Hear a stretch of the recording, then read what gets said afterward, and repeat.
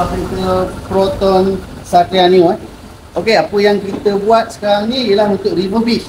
Okey, undercarriage semua refurbish. Macam yang ada depan aku sekarang ni. Depan banyak kita dah pasang, kita tukar driveshaft, exobeling.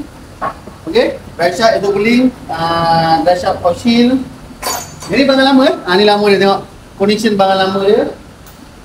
Ni doang dah pasang ni doang tengok.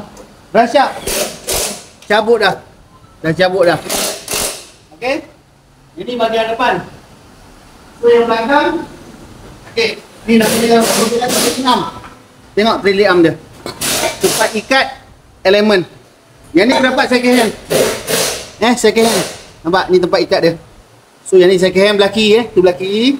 So yang ni yang ni lower arm straight, yang tu dia panggil apa lower arm curve, lebih kurang gitulah. So ini yang turbo dia.